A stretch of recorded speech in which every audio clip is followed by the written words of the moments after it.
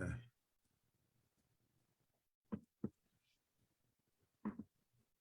What's up, good people? It's your boy. Nah, it ain't your boy tonight. This is LJ Speaks. This is not the Impact Builder tonight. It's LJ Speaks. And y'all know, if y'all follow my page, when LJ Speaks, I'm bringing it a straight no chaser. And my one of my homies, my boys called me up today and we talked about it, or we hit him on Facebook because he had a post on his Facebook page, and he was like, "This is crazy." So Great. I was like, "Well, let's talk about it." I was like, "Let's talk about it." He was like, "Bet, let's talk about it." But y'all know me, but I'm gonna let my boy introduce himself, and we're gonna jump right in. We're gonna jump right in, and we're gonna get to the bottom of this because we need to know something. What's going on? So tell the people who you are, Mr. Cook. I Good evening, good evening, good evening. What a pleasure it is just to be with my brother Leroy Mckenzie, the best-selling author Leroy Mckenzie Jr. I am Richard Cook. I am a certified professional life coach. I come from Maryland. I am here to lend some conversation pertaining to Jada and Will Smith. You know, it's conversations that's needed. A lot of, in these times, a lot of things pertaining to relationships and marriages are kept secret, kept in the dark, and people are, it's like it's one of those things where people are tend to be confused in some areas, and then others are it's made pure in other areas. But I'm here just to lend some conversation. So without further ado, I wanted to talk. Go ahead, Leroy. Nah, bro, we now I want you, I guess, give the backdrop to what we're going to be talking about this evening. What you saw, the article that you saw, and then you're gonna read the what was said, and then we'll go into the conversation. We'll talk about not just Will and Jada, but we're gonna talk about, hopefully we'll talk about relationships, period, when it comes to this, because we trying to help some fellas tonight, for real, for real. We trying to help some fellas tonight to understand what this thing that's going on. So I'm gonna let you talk about, give the backdrop. What made you want to say something about it too. So I'm gonna let you do that, and then we'll get into our conversation. For sure. Everybody, I'm almost certain that everyone knows Will and Jada Smith. Will is the popular character on Hancock, the Men in Black, and things of that nature. Jada Pinkett Smith, is a popular actress. You know her from Set It Off. You know her from A Different World and things of that nature. What made me, I was startled because of all of the, she introduced her new programming. It's called The Red Table. And every now and again, Jada would begin to throw Will under the bus, right? For, lack of a better words.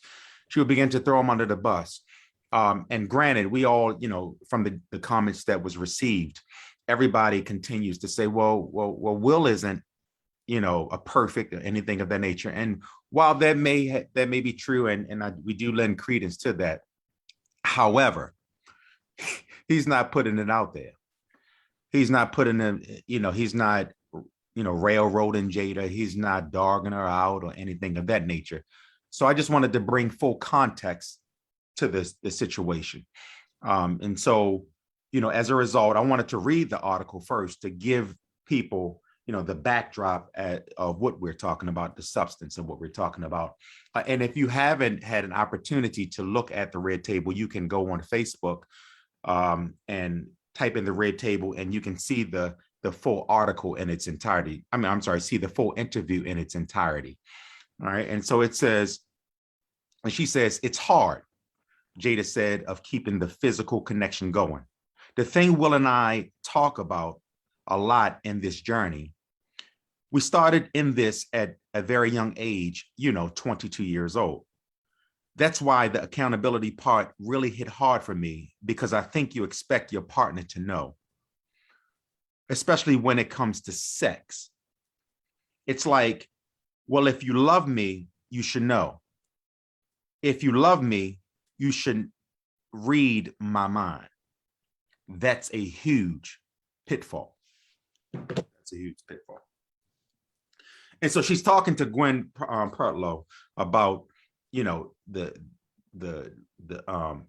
her life, you know, things that she deal with, or women deal with, or women, the things that women deal with in particular. And it's not just women that deals with it, but men, you know, as well. Absolutely. But what made this full blown is because there was steps leading up to this particular segment.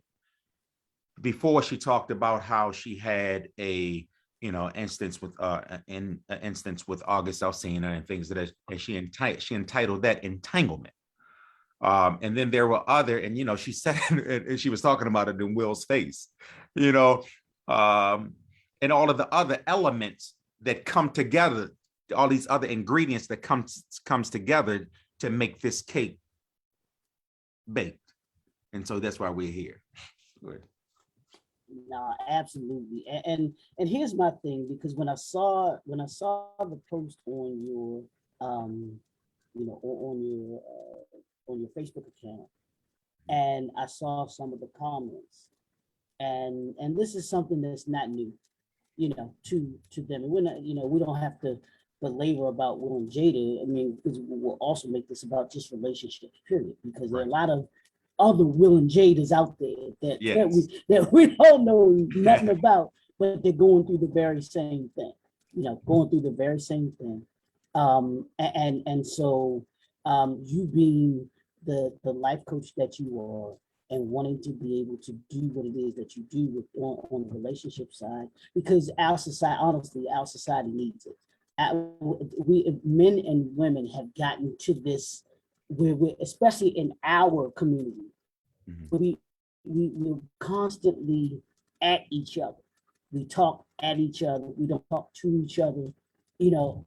And when it comes to having, you know, having the communication, and you can talk more about this than me, but I do think that, you know, one of the biggest issues in relationships when it comes to Black women and Black men is communication. I mean, in finances, but I think communication is probably the bigger thing, if you ask me, because we're not talking to each other. And then we come in to these relationships with these you know, unrealistic expectations, or we come in with these not really knowing the other person, who they are, and honestly, not even knowing ourselves. That's the thing that gets me. They're not knowing themselves. I mean, because I'm gonna pick up something that you said, that you read about what Jada said, and you said a couple things. The first thing said, she says keeping the physical connection going. Now they've been married what, over 25 years, right? I believe it's something like that. Since they were 20, it was 27. 27 years. But here's the thing, and I'm sure anyone who's been married that length of time will tell you, you got your dips, you got your peaks and valleys. You know, you certainly have days where you don't like the person that you married to, for real, for real. You're like, no, I ain't liking you right now. Go stand in the corner somewhere away from me. You get that. But to me, I thought it was very telling for her to say, keeping the physical connection going.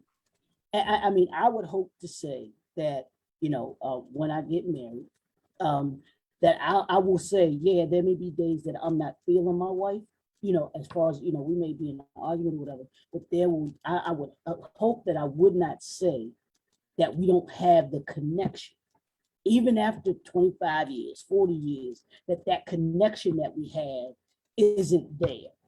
And when she said physical, to me, I'm like, it's more than that, because the physical is, to me, and you tell me, is that the last thing that you see? Because you think about the mental, you think about the emotional, you think about all of those other aspects of who we are as individuals.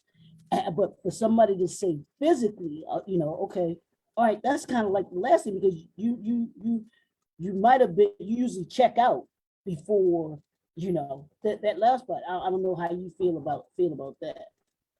Yeah. So typically it was very alarming because typically, women are looking for emotional support, right? Mhm. Emotional support, whether it be mentally, physically, emotionally. So, but for her to say this specifically, it was rather alarming, and that lays credence too, because I know that in particular, she stepped out on him with another gentleman, and it was the guy August Alsina, right?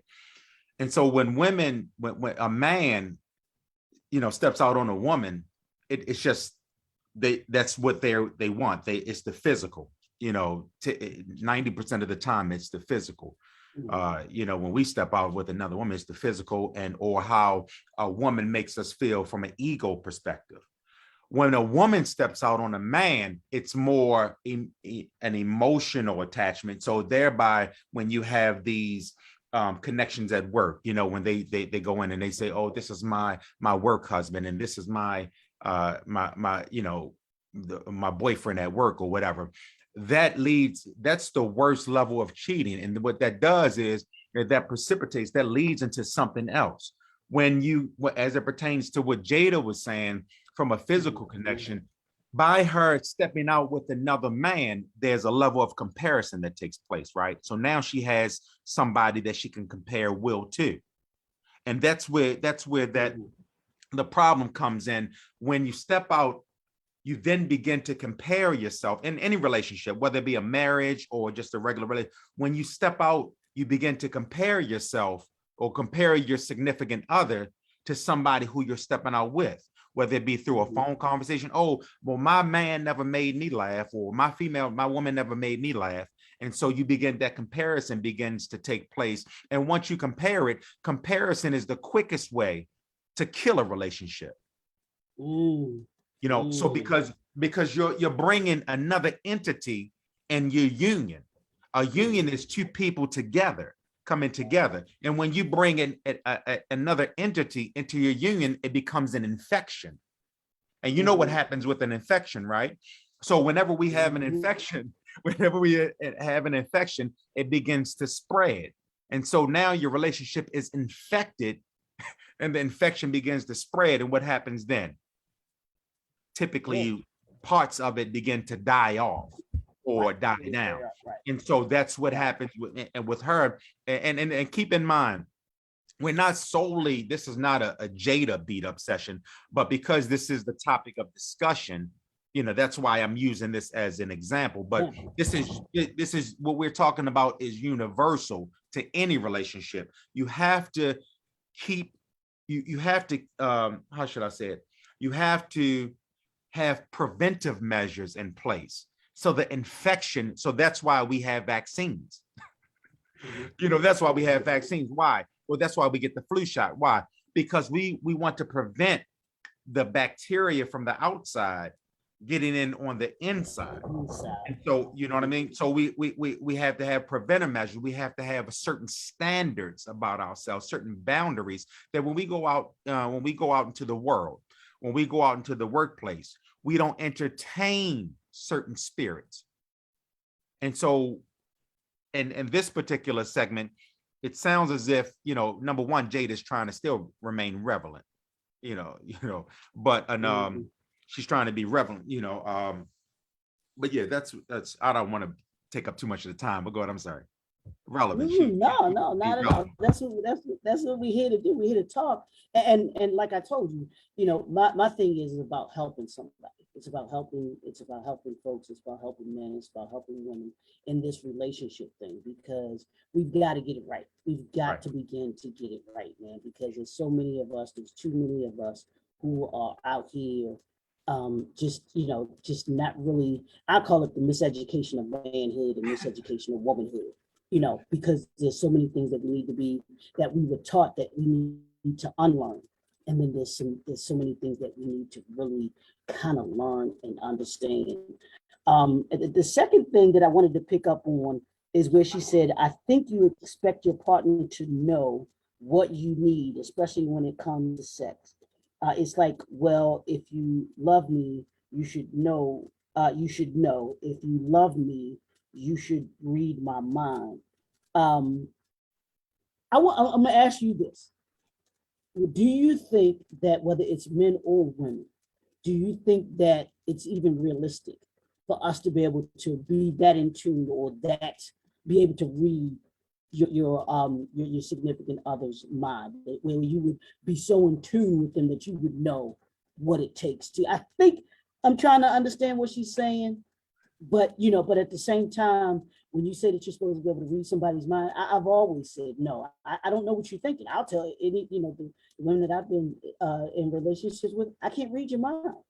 Right. Don't expect me to read your mind. I don't know what you're thinking. Yeah, I can, from us being in a relationship, I can kind of know what you might like or things that you might this, that, and the other, but I don't know what you're thinking. And I just think that when it comes to relationships, I think sometimes we're unrealistic when it comes to what we think our mates should know. And that goes back to what I was saying earlier about the communication thing. So, and how we communicate effectively to each other. Yeah, as it pertains to that, and this is an open forum, right? So, and we can talk very candid. You know, it has to be a spiritual connection first, right? It's people think that in relationships it's about the physical, or you should automatically know, and things of that nature, because you love a person. You can love a person and still not love them, not know exactly how they're feeling. You can see little sprinkles of their that's out of the norm, outside of their typical habits. But you never know a person fully, because every day, a new event happens in our life, right? And so, because every day with new events, that means that we're ever changing. And so, but our love for a person stays consistent, and our love for a person, it stays, it's broad in its sense, but our love for a person, it has a level of consistency where everything else is changing around that person, which forces people to change, right? So when she talks about, you think that a person would, if they love you, they would know what you like and things of that nature. A lot of women feel defeated. A lot of women feel defeated in their relationships, whether from a sexual standpoint as well, because of a lot of women, and I'm gonna put it out there, a lot of women, they feel as if a man gets his, but they don't get theirs. A man, they're not getting their orgasm, or they're not getting what they need, but he's always getting his off. And so they feel cheated, and once they feel cheated, then it keeps going on, and it seems like, in terms of they feel like it's a selfish move, but they never say anything. Right. They continue to allow this habit, or they continue to allow this level of discomfort to become a blob without addressing it. And the key to having a successful relationship is being able to be candid. And then we grow from that particular moment. However, if you continue to allow a person to, do whatever, say whatever, and you not say anything, and then you get on a talk show and now it becomes full blown, that's the problem. You don't take it outside of the marriage. You don't take it outside of the relationship, or whatever, whatever you're entangled in. You keep it in-house, and then you grow from the in-house moment. You can't, but once you take it to the streets, then you allow everybody else's predicament or you bring everybody else's thought process, or you bring everybody else's emotions to your relationship, when the relationship is, again, what is it? A union between you and that person. Yeah. Yeah, and too many, I think too many folks in this day and time, and I guess it's because of social media, it's because of technology that we have. They tend to be these open books per se, where they think that it's say, and I hate to say it like this, it's reality TV with their lives, where they're reflecting what they see playing out on reality TV, that they're so hungry for attention, that they want to put all of their, their business, put their, relationship out there. So for everybody to kind of comment on, or for everybody to kind of give their take, just like we're doing here, we're talking about things, but I'm always one for putting different twists and putting different things on it. I'm not going to talk about it like everybody else talks about it, because I want to make sure that somebody gets helped out of this. That if you are in a relationship, that you speak up, like you said, that you communicate with each other. That's how the relationship grows. You should, and they said, Muhammad Ali said this some years ago. If you're the same person, if you're the same person at 40 that you were at 20, you've wasted 20 years of your life. So we all are always changing. We are always evolving. And even our relationships, whether it's marriage or just a relationship, even children's relationship, those dynamics change as well. All of our relationships change and go through these evolving stages, and our personal relationships with someone is nothing different, because you're going through different stages of your life. You know what I'm saying? So you've got to be able to adjust and adapt to that. Yeah, go ahead. And what happens is that they don't, when we think that we're being vocal when we voice our concerns to other people, but us being vocal to other people sets the relationship up for failure sometimes, in some instances, because what happens is that if you, and we're going to segue into with another question, one of the questions that somebody asked me, okay, cool. Inboxed me, but because let me tell you one instance, right?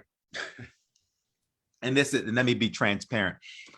I was in a relationship, and my girlfriend complained to her friend that I work too much, right? And that she complained I work too much, and that I didn't really have enough time for, and so on and so forth. Now, keep in mind, I was trying to pay for a trip to take her to Disney World. Wow. But it was supposed to be a surprise, right? But she's complaining to her girlfriend, right, about me. Her girlfriend liked me. Her girlfriend liked me, right? Oh wow. So all she was doing was giving her girlfriend the ammunition to come at me, for sure, to infiltrate our relationship. And so we're thinking, typically, we're thinking, I was in a barbershop, right? I was in a barbershop this is a couple years ago, and I was telling a buddy of mine that this is funny, that I met somebody at this particular, it was like a green turtle, whatever. And I told her that, I told him how wonderful she is, so on and so forth. I told her that we went out to dinner and blah, blah, blah, that she's a great person, so on and so forth, right? And I told him I messed up. My buddy went to the Green Turtle and hollered and got the bartender's number. Okay. You follow me? So I mean, he really wasn't, he was just a guy in the barbershop. But the point that I'm making is that we voice our frustration to the wrong people. Instead of going to that particular person with whom you have the issue with, you go to Lottie Dottie and everybody who really can't help you. People tend to damage you more. Let me tell you 3 reasons why they damage you more. It's because you go and voice your frustration or your discomfort about somebody, and that person can love you so much that they encourage you to stay in something that you're supposed to be out of. They encourage you to stay in something that has expired. You know, so they'll say something like, well, just go ahead and hang in there, knowing that the person is tearing your insides up emotionally and damaging you, you know, your self-esteem, and belittling you and emasculating you. But they'll tell you to just stay in there and take it. And then you have those people that voice their opinion to you.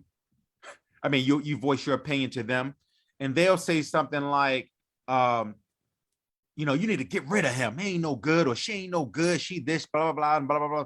When in actuality, they really don't want to see you in a relationship because they want to see you like they are. They want to see you single. Yeah. And so thereby they're using that as a mechanism to make you unhappy, but you can't see it because you're too busy focusing on feeding into their rhetoric. And then you have that other person that you voice your opinion to. They've never been in a successful relationship. They don't even know what a successful relationship is or looks like, but you continue to voice your opinion to that person, and that person damages you, damages the relationship, and you can't even see your way forward. Why? Because you're feeding off of these types or these level of people when you should be taking it to who? The person that you have what? The union with. Let me ask you this. When it comes, all right, we all want to have that confidant that we feel like we can talk to. How do you decipher, you know, because all the time you can't go right away. You might not be able to go to your significant other, you know, because you might want to have some, you know, you might want to have a conversation before the conversation. Kind of talk it out.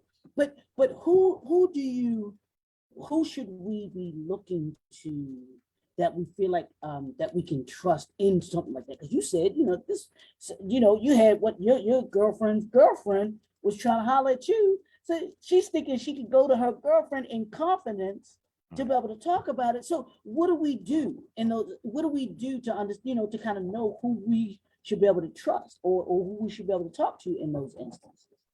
Sure. Well, the first thing, you have to be led, right? You have to be led, right? So, and that starts with a spiritual connection to God.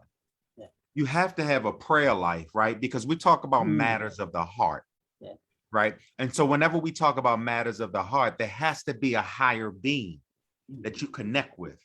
And then that higher being will take you to certain people, the person with whom you can confide in. If you have no spiritual connection, then you can't have a connection. You can't have a physical connection with anybody else. So the first thing that you have to do is that you have to pray, have a prayer life. Then you'll have that person, then God will bring somebody or bring a couple of people where you segment, you know, segment. So with me, right? You know, I have a mentor, right? I've had a mentor for you know, for several years, but I can't go to my mentor with certain things that I'm going through. Absolutely. You know, so you have to have different, you have to have different, you know, like in terms of different outlets as to who you, some people, I can't really, to be honest with you, Leroy, I don't have one successful person that I go to, because I'll go to a stranger and ask them. I can't really answer that in terms of one successful person, because the one person that I had, or I thought I had, used what I said or what I would say to them against me. Wow. You follow me? So because as I begin to grow and as I begin to prosper, there's a level of jealousy that comes along with that. Right. So to answer your specific question, sometimes until God reveals that specific person that you can actually bounce your thoughts off of. Mhm, mhm, My thing is that I would either go to a person with whom, a stranger. I would go, for me, when I was so broken, I would read literature, facts, mhm, not go off of opinions. Will this work? How does this work? What should I do in this instance? Google used to be my best friend because I stuck to the statistics. I stuck to the facts, what works and what won't work for me. But in terms of, how what you look for and things of that nature, everybody has their level of discernment. Everybody has a different level of need. So to pinpoint it to one specific thing that you look for would be a disservice to everything. The only thing that you can, if I were to offer one, one thing, is that how is their relationship with God? mhm, That would be, mhm. Cool. Yeah. Cool. Now, I got some. I picked up on something, and I want you to talk about this. Now, we are 64 days left in 2021. Mhm. 64. Now, you said, sometimes we're staying in some things that have expired. Right. 2022 coming up. Decent, and I've done this for the past several years. There's an expiration date Right. for some people to be put out of your life. They got 64 days before that expiration date. Right. What do folks need to do for that relationship that's about to expire? Whether it's a friendship, whether it could even be a family relationship Mhm. that needs to expire, because it's some toxic stuff going on out here, man.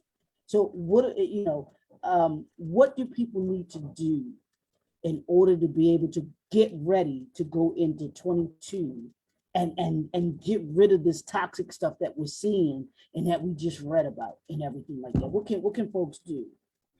The first thing you have to do is, whenever you have to remove all levels of guilt. Because when you remove the level of guilt, right, then that takes away everything. Yeah, that takes away, at least 50%. Because a lot of people stay in relationships and a lot of people stay in friendships because they feel guilty about how they may make the other person feel. When in actuality, this is your future. You're the you're the substratum, you're the sum total of you're the total of your life, right? So this is the life that you have to live, and you have to ask yourself the question: do I want to live this life and go into another year in pain, in frustration, in anger? Do I really want to go there? But all I have to do is take this one component out of my life, or not. So, all I have to do is remove this one component so another component can come in. I remove the negative toxic component so the positive component can come in. So you have to relieve yourself of that guilt. And once you relieve yourself of that guilt, you can't look back thinking, begin to make excuses. You can't make excuses. You can't begin to make excuses for the other person. So the first thing is you have to remove the guilt. The second thing is you can't make excuses for another person, because once it's expired, whenever we look at milk, right? Whenever we look at milk, there's an expiration date. And once that expiration date comes, right? And we know the milk is sour, right? We know the milk is sour, right? If we drink that milk, it's going to make us sick past the expiration date. But if we make excuses for it, even if we make excuses for that milk, it's still going to make us sick. I have this story of when I grew up, right? And when I grew up, we used to have the milkman that came around. The milkman in his cart, in his crate, he would leave it at the door. He had a box of Kicks, he had a box of eggs, he had some powdered milk, and he had some real milk. So one day I was going to school, right? One day I was going to school and I ate cereal and I yelled up to my grandmother. I said to my grandmother, I said, Granny, is the milk any good? Because, you know, it's on the day of expiration. She said, smell it. I smelled it. It looked good. It smelled okay. She said, but I said, but it's still not. She said, do me a favor. She said, take a pot of water, boil it. She said, if it's any good, when you put the milk in, it will blend in and dissolve with the hot water. But if it's not any good, it'll lump up. Okay. And it won't be any good. And so, you know, a lot of our relationships have been tested in the hot water, and it lumped up, and they lumped up on us. But yet we still keep them there. We keep them there out of guilt, and we keep them there because we then begin to make excuses. And then the other thing is that if you're going to remove them, first is the guilt, the next thing is excuses. If you're going to remove them, you can't look back. You can't look back.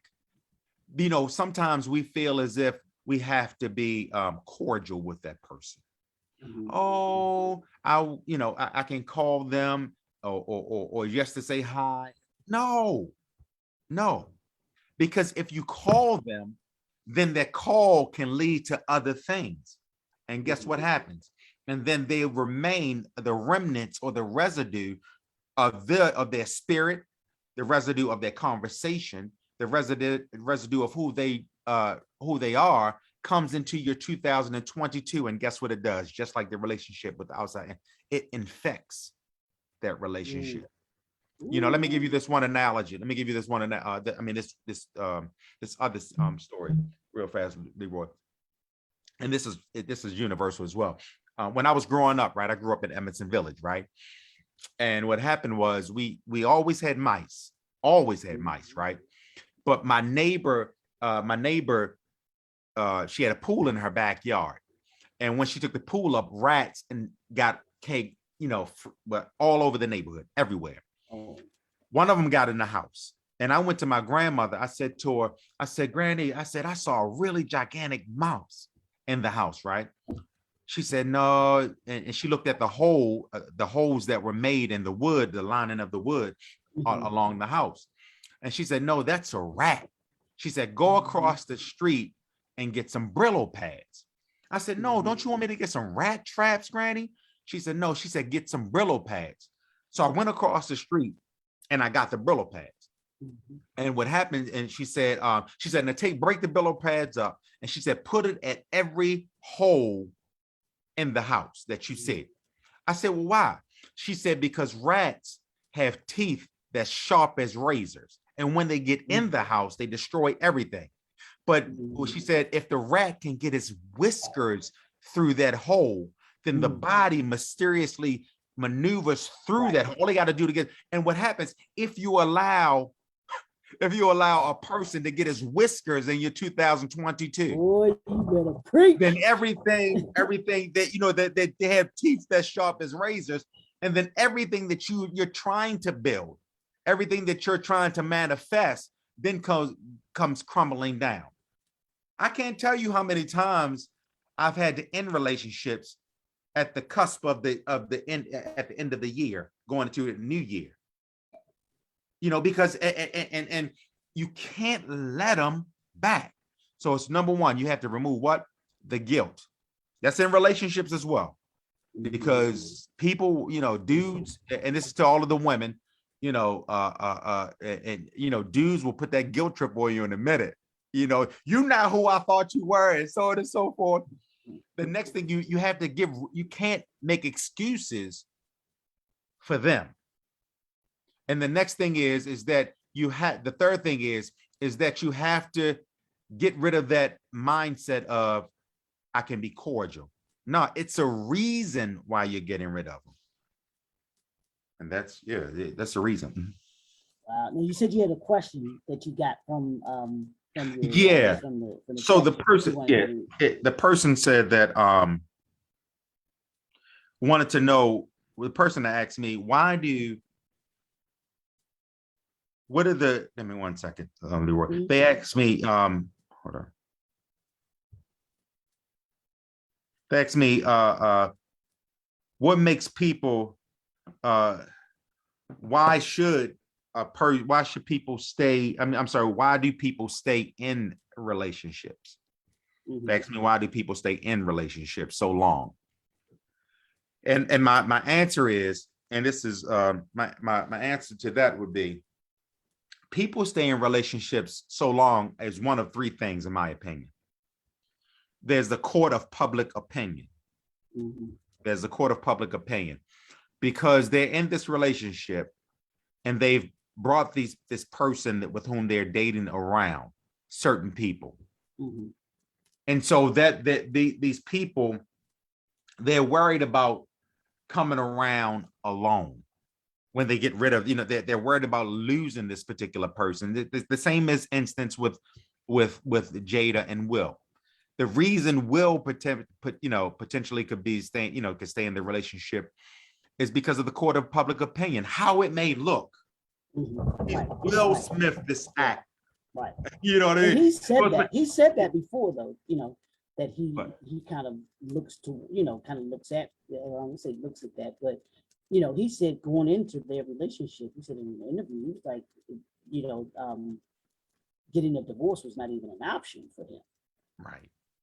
He was like, I'm not even going there. And I don't know how much that had to do with his last marriage that he had, anything like that, but he wasn't looking and hasn't been looking to divorce or to leave, like you were just talking about.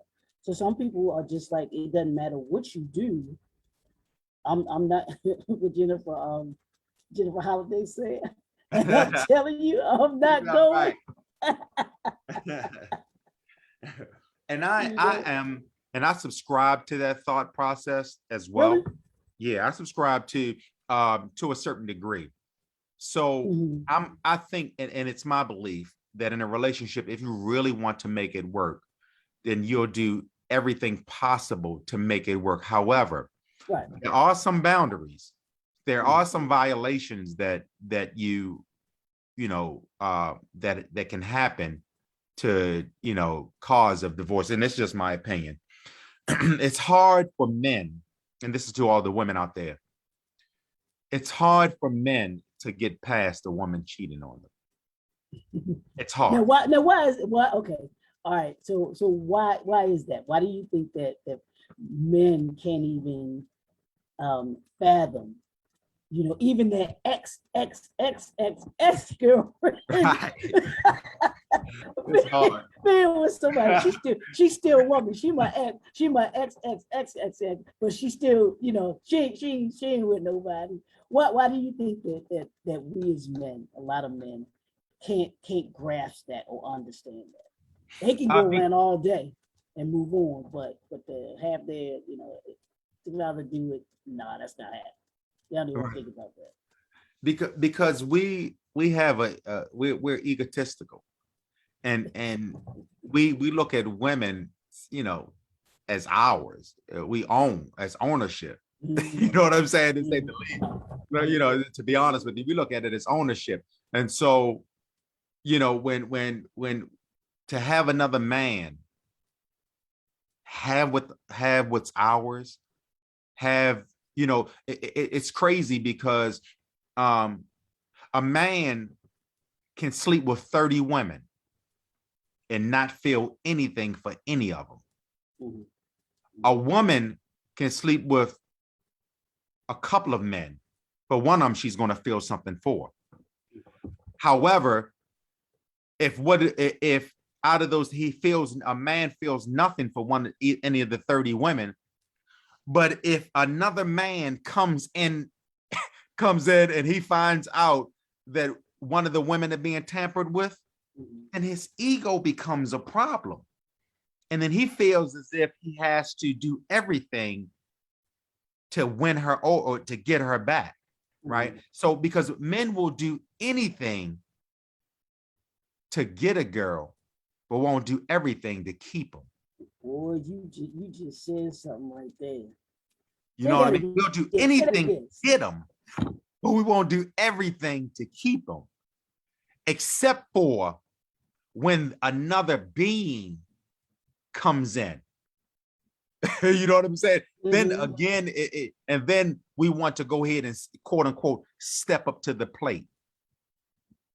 And so that's where that's the whole the dichotomy. That's the problem in and of itself, because Will, he's willing to stay in there even if it's killing him, because he doesn't want to. The second thing is the court of public opinion. The second thing is that we don't want to look like failures. So we stay here because we don't want to feel like a failure.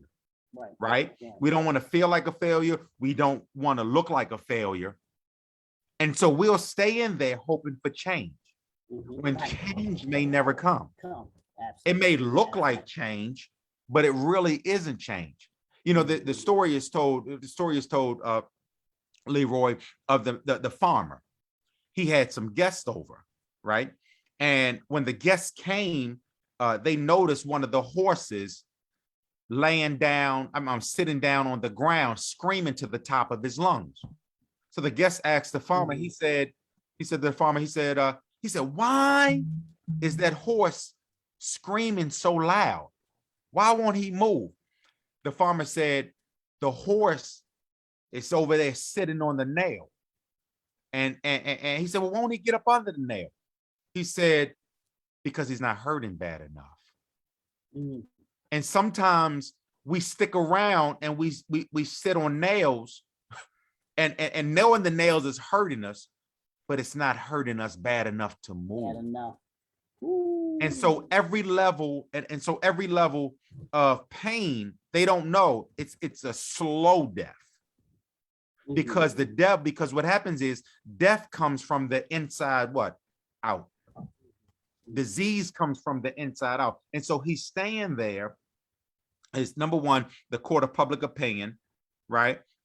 He's also staying there because he doesn't want to feel like a failure. And another thing, the third thing, a lot of people stay in relationships is because they have what psychologists call FOMO, right? And FOMO is the fear of missing out. Okay. They fear, Leroy, that if I leave them, it might be just that chance that they may do better. They may do better.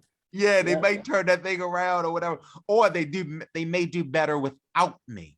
And so they have that fear of them doing better without me. And so guess what they do? They stick in there and stick in there and stick in, not knowing that they're hurting themselves. And they're actually hurting the other person. Why? Because that frustration, that negativity that you're bringing, you're hurting yourself and you're hurting the other person. Right. So I do subscribe to, Will's thought process, because if I ever get married, I've never been married, but if I ever get married, we all in. It's all in. However, if she steps out on me, for me, I'm not Jesus. I'm not Jesus. So I'm, that's something that I can't get past. And most men can't get past. They'll stick in there. They'll stick in the relationship, Leroy, simply because there's some things tied to the relationship that keeps them there, whether it be the house, whether it be the children and things. But men typically can't erase those thoughts. Women are more forgiving. But men, every time they look at a woman, every time they look at it, they'll think about what she may have done to the next man. How did she go that? Did she do that? Did she moan with him the way she moaned with me? But let me, okay, I'm gonna play devil's advocate on this, because we talk about this all the time, because you just talked about him thinking that way. Why don't we think that women think that way too? That it's like, hey, did he do that with her? Did he, I think that, to me, that goes both ways when it comes to that. And like you said, maybe women are more forgiving when it comes to thinking that. And and they've been kind of taught to look beyond that. A lot of times, well, he got a lot of money, so you better stay there. I know he got this on the side, because and I know we're not trying to get spiritual, biblical, and everything, but I'm gonna bring him up. Okay. King Solomon, Right. 700 wives, 300 concubines. Right. That's a woman every day. I did the math.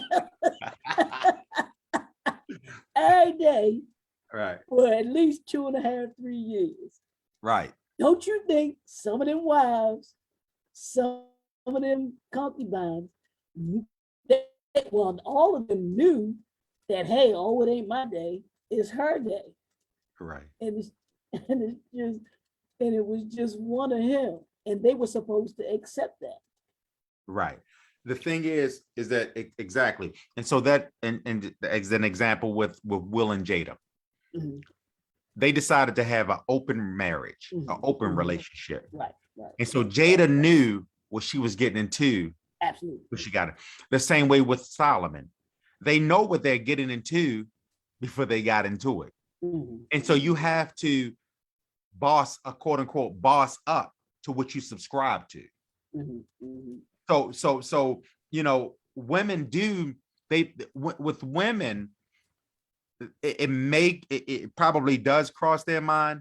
However, their level of forgiveness brings their level of forgiveness overshadows or overshadows their thought process to the pettiness or to what happened.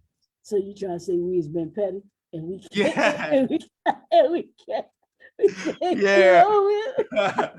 See, because it's crazy because women, their level of forgiveness, it suppresses our wrongs, where our level of forgiveness, it won't suppress, because the wrong will outweigh our level of forgiveness. Why? Because the ego is the worst thing. It works to our advantage and it works to our disadvantage, because it works to our advantage in such that it keeps us moving forward, that we got to be the best, we have to have the best, we have to do XYZ. But it works to our disadvantage because when we feel violated, we feel like we have to attack. So if a woman does something, if we're in a relationship and a woman does something that we don't like or we particularly care for, we feel as if we have to attack. Why? And we quote unquote check her. Right. So we feel like we have to check her. And then once we know that we can check her or she's checkable, then it becomes to the 20th exponent. So everything she does is seen through a microscope. Whereas a woman, they're not as petty as we are. They're not as picky. I don't know about that. They're not. I'm talking about when it comes to a relationship, because to be honest with you, a woman, women typically love a man's whole being. Like when a man meets a woman, the hierarchy is when a man meets a woman, when a woman meets a man, you'll notice that you'll see some women with ugly men, right? It's because when a woman meets a man, the first thing that they look at is confidence. They don't even care about, they're not particularly worried about, his looks. It's how his presence, his point of presence. When a man comes and meets a woman, he's looking at body, he's looking at features, and then everything else. Right. The physical. So, and then everything else falls in place. But if she ain't got that, if she doesn't have any features that he likes, it doesn't. That's why you see men dating women who's nowhere near, on his level. He's just settling for the body. But that's when that's why you see women dating men that don't have jobs.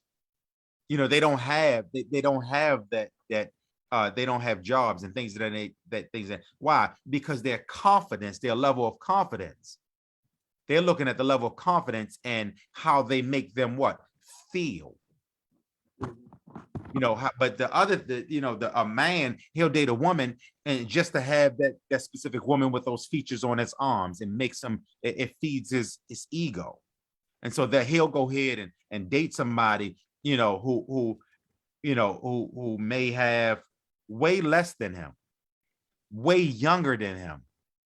But because she has those features and because it feeds his ego and because it makes him feel dominant, that's why that's what happens.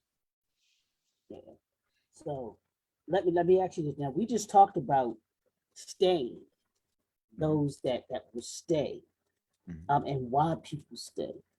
Let's talk about when you no longer want to be in the marriage and handling that aspect of it. You know, because I told you before we came on my thoughts about the acting out, and I'll say it like that because I ain't trying to get, I ain't trying to get no phone calls, you know what I'm saying? Right. But the acting out that I believe, that I think that I'm seeing. I could be seeing something totally different in Will and Jada's relationship, but the acting out that she's doing to get out, not having to say it without saying it, But if you had someone who wants to leave, what do you tell them about, about how they go, they no longer want to be there? Well, I mean, they're going to check out if they haven't already checked out. You know what I'm saying? So a lot of, when a woman wants to leave, it's a thought out process. Mm-hmm. Right. It's not, it's more thought out than a man. When a man wants to leave, it's off of, I just don't want to do this no more. Mm-hmm. It could just, I just don't want to be here, and then what happens is that a man, he begins to build his thought process on little things. He finds indicators, and whether it be, if he wants to go and step out with another woman, he begins to build. It's not facts, right? It's not facts that he begins to build, but in his mind, he begins to make it a fact. Okay. He'll say to himself, this is, so say for instance, if he wants to cheat, hypothetically, right? If he wants out of the relationship, the first thing he might say something like, man, she don't even cook for me anymore. Instead of having that conversation with her, right. She doesn't even cook for me anymore, right? But instead of him having that conversation with her, he'll then piggyback on that. Look at her. She doesn't even go to the grocery store anymore. She doesn't, she doesn't even do the dishes. And I'm just giving you examples. She doesn't even rub my scalp anymore. And so what he builds levels to precipitate he builds his case against the marriage. Whereas a woman, she's already, before she ends the marriage, she's already out of the marriage. And so what she does, I agree with that. You know what I'm saying? Yeah, she's already made up in her mind. She starts to add up in her mind. Like, this is what's happening. I'm emotionally checked out. She rationalizes the situation. Whereas men, we don't rationalize the situation. We just go gung ho.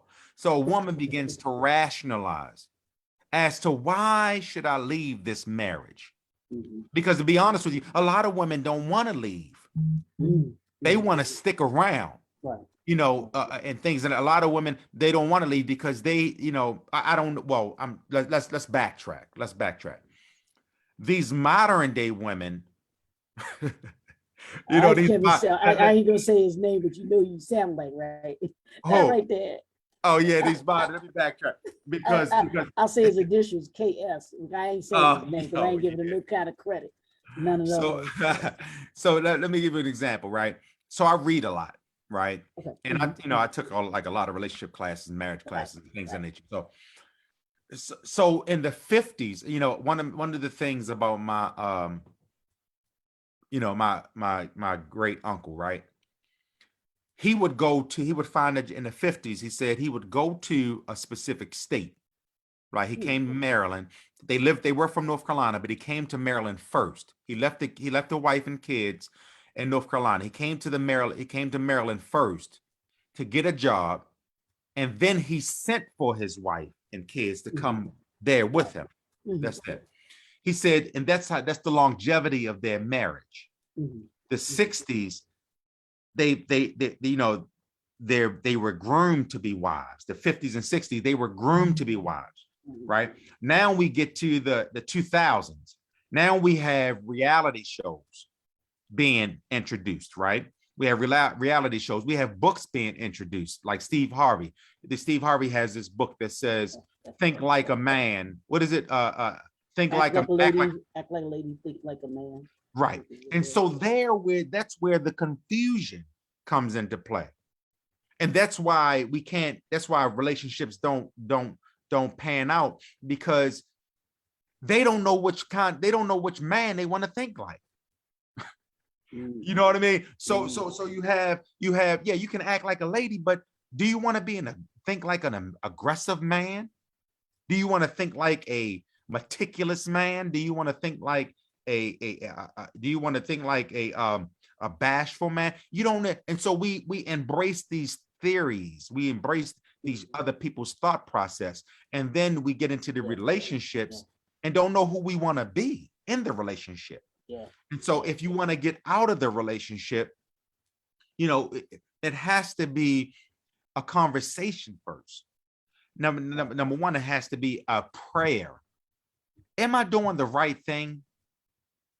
Because sometimes we blame other people. We blame our counterpart instead of looking intrinsically, right? Looking at who we are. What role are we playing? Because we're in this, we're partners in crime together. And so we always point the finger, but we never look at who we are. Just look at what you just did. And I learned this a long time ago. When you point a finger at someone, how many do you have pointing back at you? Right. Oh, wow. Yes. You got 3 pointing back at you. And I learned that years ago, because we're so keen on looking at what the other person did in the relationship, as opposed to, like you were just saying, when we look at, hey, what part did I play in, whether it was good or bad, what part did I play in that, in the relationship itself and everything like that. Too many of us don't do that reflective part, right. It's always you. That's the same way with Will, because I did kind of do that. I did that. Because Will has to ask the question, how did I let this get this far? If I would have checked the conversation at the red table when we first talked about the entanglement portion, right. If I would have checked that then it wouldn't have led to this particular instance, this level of it. But see, how do you check someone when you need to? How do you check someone when you need to be checked yourself? Exactly. And so thereby the checking should never be so we recognize, we chastise in private and we recognize in public. So if I need to be checked, check me privately. If I need to check, if you see a relationship is two people in relations in a ship going somewhere, right? And so if you see me in error, then check me privately. Don't go on camera and check me publicly. I've never heard, I've never heard him in any instance besmirching Jada. And the same way with any relationship, you don't go out and bash your man. You don't go out and bash your woman. No, there has to be a level of in any successful relationships. There's always a component, three components. The first component is it has to be communicative. You have to have some level of communication. Yeah. Yeah. Has to be. There's no in any relationship, there's no such initials as TMI. TMI. Because if you're going to be, you have to be able to put anything on the table. Nothing On the is table, off limits. Right. Absolutely. Because you're building, right? You're building a relationship for future, because that's why a lot of relationships die, is because people get too comfortable. Mm-hmm. They die off because they get too comfortable. And so it's no such thing as TMI. Everything is on the table. There's nothing off topic, because when we're dealing with matters of the heart, then everything is on the table. When it becomes TMI, that's when the relationship gets mismanaged. There's no level of accountability. Mm-hmm. Mm-hmm. Mm-hmm. Go ahead. I'm sorry, Leroy. No. I think that, I mean, you were right on it, and I knew that this conversation was going to be rich. I knew it was going to be rich because I know you, and I know that the passion that you have for folks, and you ain't got no problem telling people like it is, and bringing the real to be able to help people. And at the end of the day, that's, to me, that's what I saw this as. This was opportunity to be able to talk about relationship, because relationships aren't talked about in this manner. They aren't talked about in the right way. You got so many other, that folks that are just looking for what I call likes, comments, and clicks. You know what I'm saying? That's all they want. They're not about any substance. They're not about anything that's going to make people better after the conversation. Is that something that people can take away from that conversation to say, you know what? Yeah, I do kind of need to check myself. I do kind of need to think about what role I'm playing in this. Right. And all of that. So, not that cotton candy stuff that has no bite to it at all, that has nothing that sticks to you, that makes you kind of be like, oh, I enjoyed that conversation. He was right on point with that one. You know what I'm saying? So, let's do this. And I don't know how long that you intended to go, but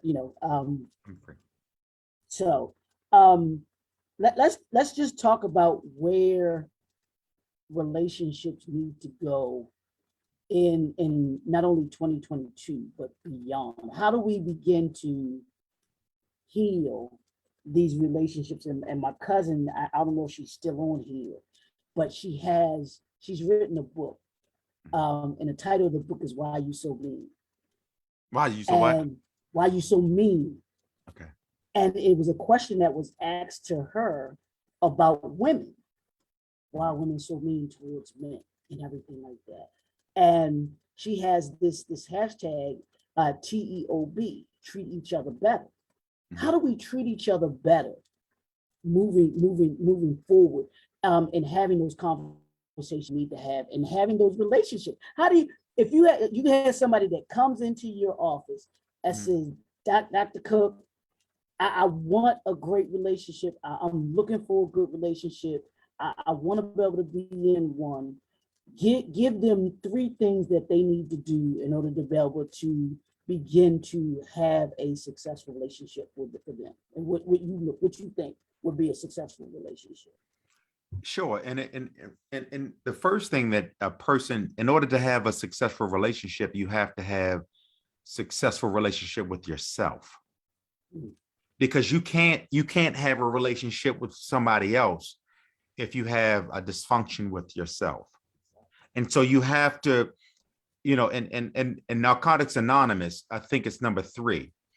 It says we realize that we have character defects. And so you have to be cognizant of the fact that you're not perfect. Right. And so you can't expect somebody else to be perfect. Right. And so you have to continue. The Bible says it's a renewing of your mind. And so you have to renew your mind. You have to transform your mind. It has to go from an I to we. So the first thing you have to do is that you have to continue to look at yourself and convince yourself you deserve nothing but the best. Mm. You have to convince, and you have to, there's you nothing. So underneath that umbrella, you have to be kind to yourself before you expect others to be kind to you. You can't go through life, you can't go through life feeling as if, expecting others to be kind to you and respect you and things of nature. But when you continually talk down to yourself and disrespect yourself, you can't do that. So in order to have a successful relationship, you have to first know that you're not perfect and don't expect the other person to be perfect. But in doing so, you have to look at your character defects and then mature them and then nurture those. Focus on, making life better for yourself, and then focus on making life better for others. So you won't feel that people owe you something, because you're kind to yourself. The second thing, in order to have a successful relationship with somebody, and I said this again, there has to be a belief system. A belief system. The belief system meaning that both of you, and I can only speak from a spiritual perspective, I'm never going to give somebody something that I wouldn't follow, right?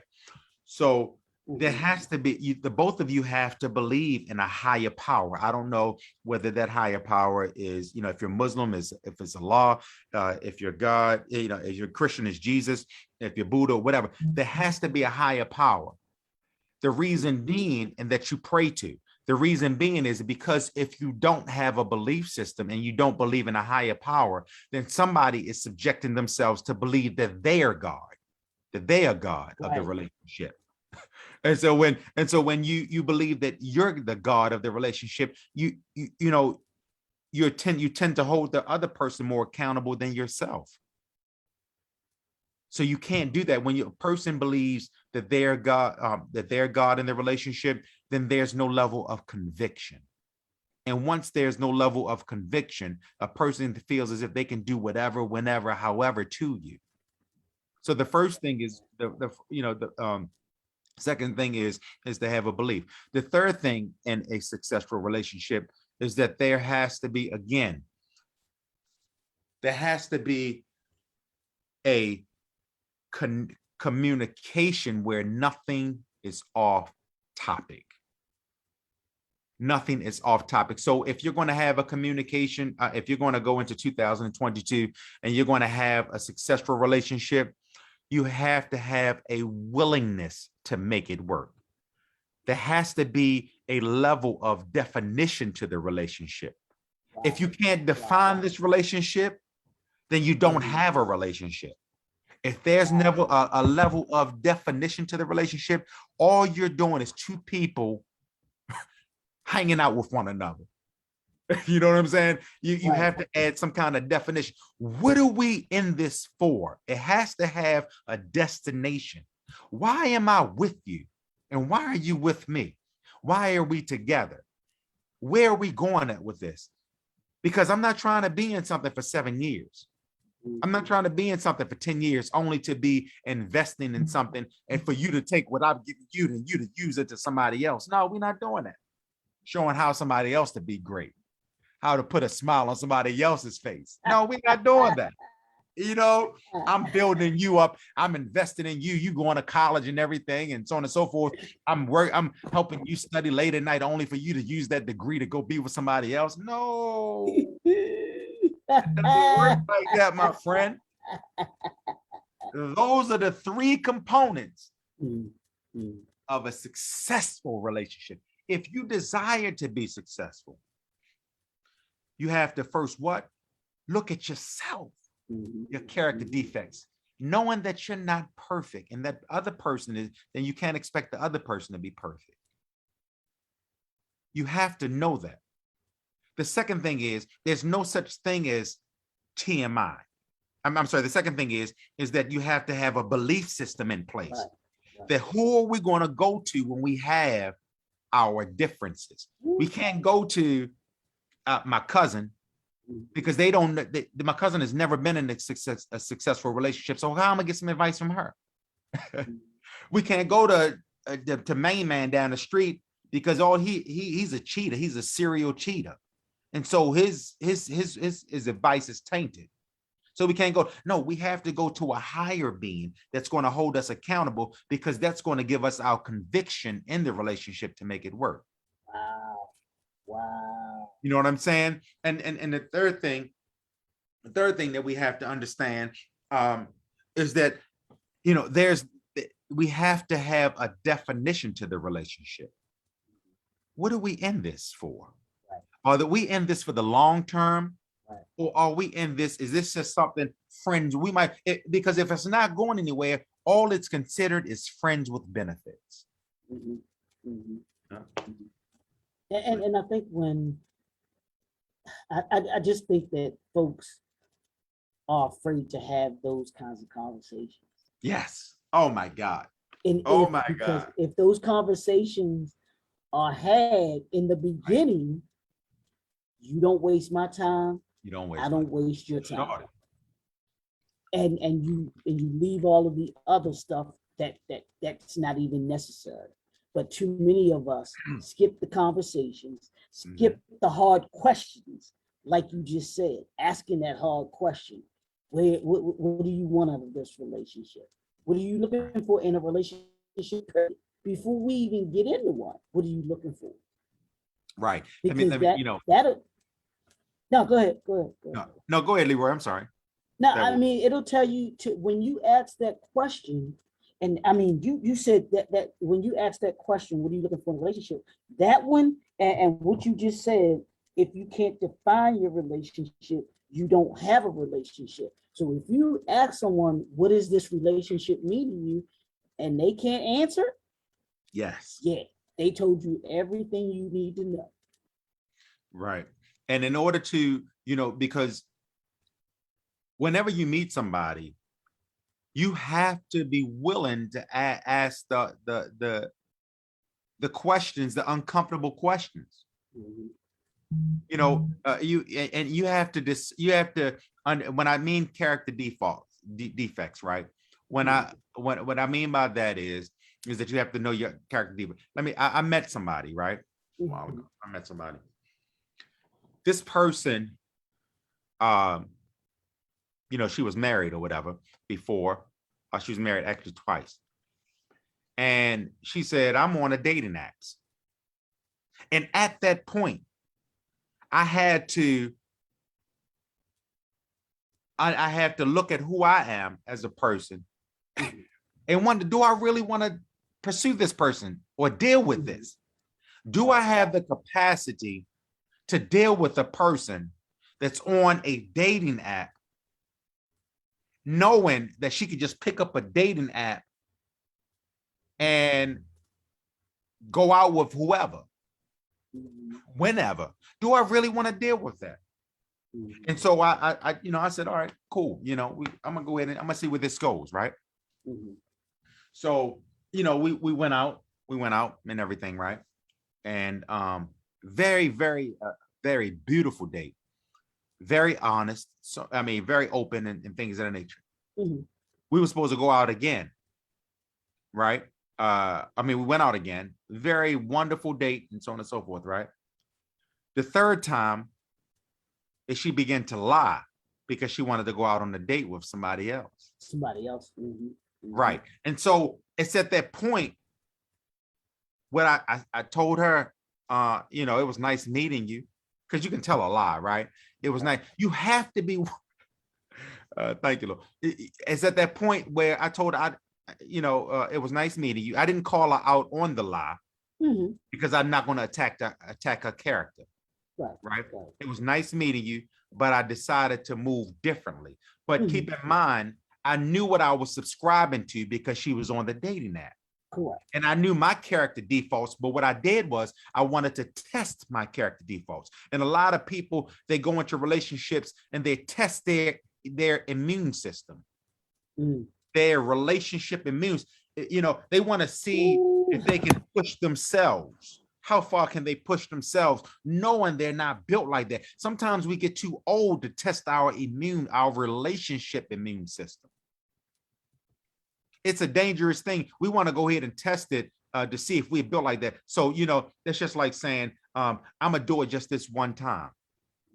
And then we go and do it this one time. And that one time we begin to like it. And then we get involved, knowing how the person, Maya Angelou said, when a person shows themselves to you the first time, you better believe it. Better believe it. You know what I'm saying? And so that's why it's important. I can't stress it enough. You have to look at yourself and look at how you build. You have to continually, it's a daily renewal of your mind to better yourself. You can't let up on yourself. You can't slow down. You can't get complacent about building who you are. Because once you stop building who you are, then you lose who you are in a relationship. And when you lose who you are in your relationship, you know what happens? You give control of who you are to the next person to control you. Absolutely. Girl, you dropping some gems tonight. Yeah, dropping some. See, I'm down here taking notes, y'all. I'm taking notes. For real.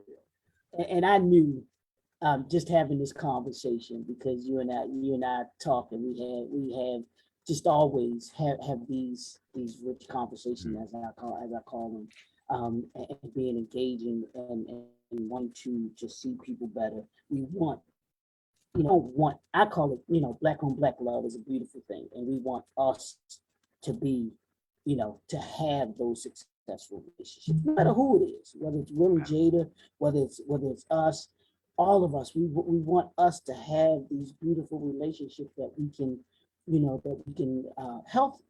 We want it to be healthy. We want, our reflections that we see out here in our society, because we know that other folks are looking at us. We want it to be healthy. Yeah. And not this toxic stuff that folks, get enjoyment out of for whatever reason. I don't like it. I don't like to see, somebody being dogged, hated, especially a brother. Yeah.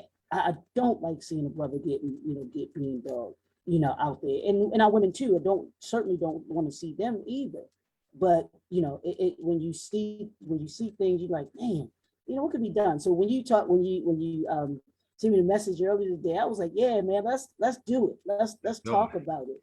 Let's talk about it, because we wanted people to come away with something from here. Yeah, so.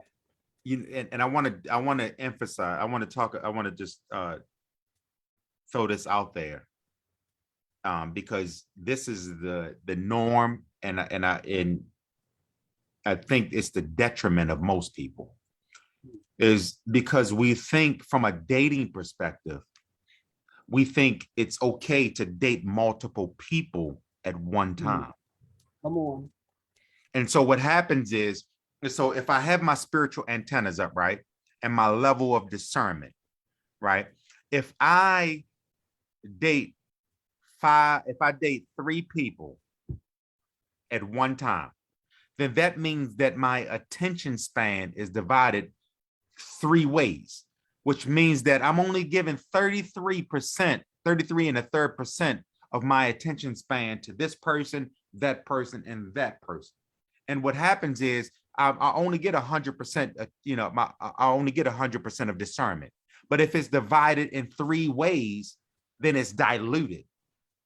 And so thereby I'm bound to pick the wrong person, because now I'm not paying attention to the red flags. Why? Because my attention span, I'm not paying attention to this person's habits. I'm not paying attention to this person's body language. I'm not paying attention to who this person is. Why?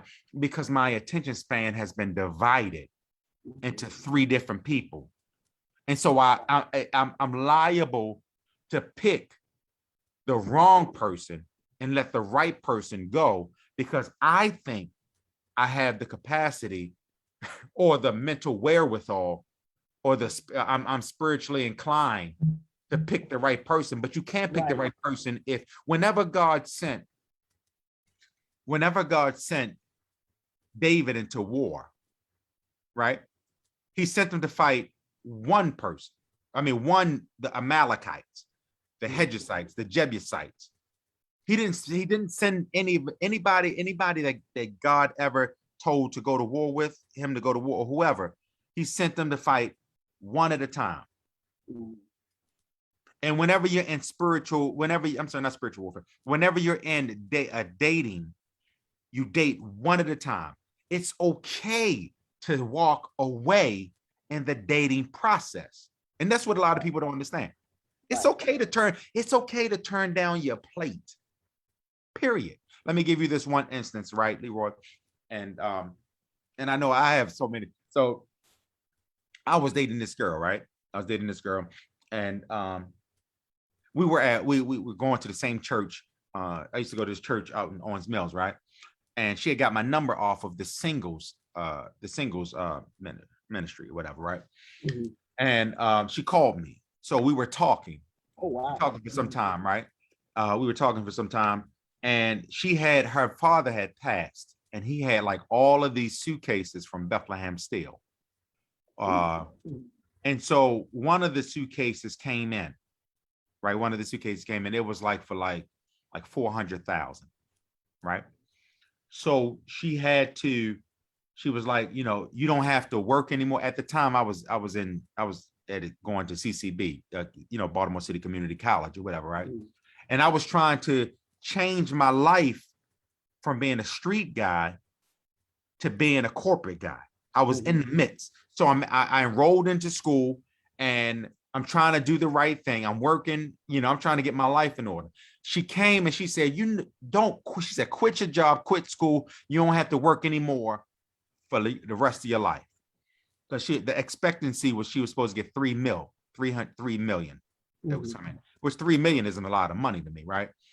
Because over a lifetime. Mm-hmm. So what happens is, it was like 300 to 400,000 that came in. She came there and I said, man, I'm not quitting my job. I'm not quitting my job. And at the time I was working at 2 jobs, right? At this time I was working at Ollie's on Liberty Road and I was working at the Holiday Inn. So these jobs paid minimum. I really wasn't making any money, but I was determined to change my life. Right. And here you have a person, she has $400,000. She went and bought a new car. So bought a pit bull. The pit bull was like 10 grand. You know what I'm saying? Wow. I mean, but she said, all you have to do is go pick up, her son. She told me to pick up her son and cook for her and have everything clean. And I don't have to do anything else. And quit. And I said, man, I'm not doing that. You crazy? I'm not doing that.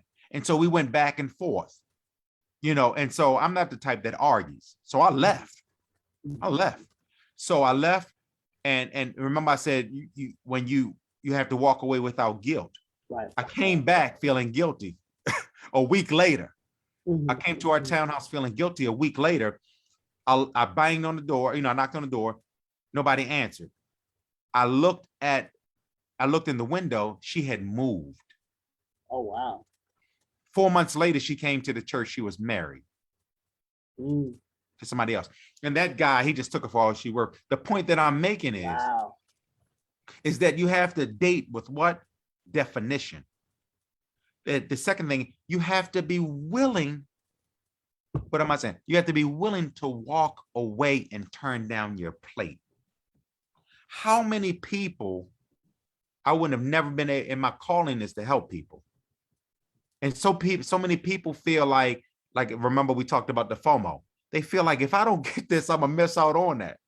You know what I'm saying? You got to be willing to turn down your plate. And people don't want to turn down their plate, Leroy, and that's the mistake that they made. They don't want because they want to get something out of it.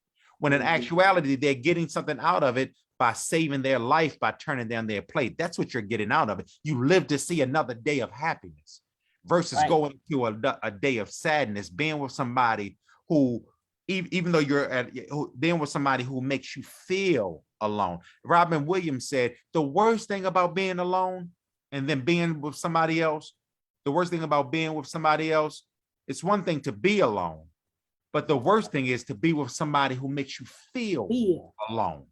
Ooh. Or wish you were. Oh, yeah, absolutely.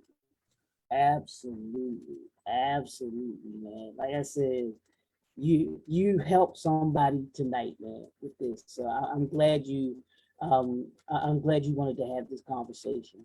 Yeah. I'm glad you wanted to be able to talk about this and be able to bring light to the relationship issues that we had. Because like I said, these are conversations that we need to have. Yes. Our relationships aren't going to get better unless we talk like this, Yes. unless we sit down and communicate with each other, unless we have a clear understanding of what it is that needs to be done as men and as women. What role each of us play in that. So, bruh, this has been great. I'm gonna let you have the floor to close us out. Say anything that you want to say to the people. All right. Yeah. If you're out there and you're in a relationship, if you're in a marriage, first let's start with the marriage. The one thing that you have to do in order to make that marriage successful is that you have to keep reinventing the marriage. Keep reinventing it and take that marriage to prayer. If you're having difficulty, take that marriage to prayer. Build a relationship with God so that he can be the centerpiece of that relationship. And if you find aught with your significant other, with your spouse, go to that person. Let them know what your issue is. And don't be petty and keep harping on what they're not doing. Focus on what they're doing right and build off of that. If you're a single person and you find it difficult, you're saying to yourself, why can't I find the right person? I'm saying to you, get in tune with yourself. Get in tune with what you're doing, your purpose. And then the right person for you will come along while you're in that purpose. Because the worst thing that you can do is be in your purpose and have somebody come in your life that's going to distract you from your purpose, and then you die in vain. And if you're in a relationship, have some kind of definition to the relationship and see and define where you're going at in their relationship before you go somewhere. Because if you don't have any definition to where you're going, then the relationship will end up anywhere. These are the successful components into having relations to the one you're about to give your heart to. Remember, love is saying, I'm giving you my heart. I'm entrusting you with my heart. I'm hoping that you will hold it to its hold it carefully and nurture it properly. And if you follow those techniques, then you'll have a happy marriage, a healthy relationship with you, your significant other. They got 64 days, bro. Yes, 64 days that expires. You can't look back. You need to back, decide. Yeah. Like you said earlier, is the sour. You got 64 days to decide whether or not that milk is sour. Yes. And if it is, they got to go. They can't go with you. If it lumps up, if they lumped up on you, goodbye. It cannot go with you into 2022, y'all. Y'all know what it is. Well, like I said, we're leaving the familiar to elevate your influence. You can't go into 2022 with the 2021 mindset, y'all. So it's about being expired. What's expired? Everybody, it has an expiration date. So this has been a live LJ Speaks tonight. Usually I post it up there, but tonight has been a live LJ Speaks. I like this. I like this. So, bro, thank you again for joining me. Thanks for having this conversation. Thank you. Thanks for all that you do, bro. I know you're out there doing your thing. You're out there making people's lives better, and I appreciate you. I got nothing but love for you, all that you do, and everything like that. So, say goodbye to the people. We're gonna say goodnight to. Man, thank you for having me. I really appreciate you. Leroy, you are magnificent, brother. And I appreciate all you have done. And man, I really appreciate who you are as a man. First, as a man of God, I appreciate who you are as a man of God. I appreciate your authorship. I appreciate all your endeavors, man. And I appreciate and I congratulate you on your honorary doctorate. Oh, Magnificent. bro. Thanks, bro. Thank you. I'm trying to keep up with you. You know what I'm saying? You know what I'm saying? So, hey, y'all, this has been a great evening. We want to thank y'all for tuning in. For those that put comments in the chat, if we missed any questions or anything like that, we'll make sure that Minister Cook, that he gets to them. I see them, that he sees them, and then if we have to answer them, then we'll answer them too. But we appreciate y'all tuning in, and we'll talk to y'all soon. See y'all next time.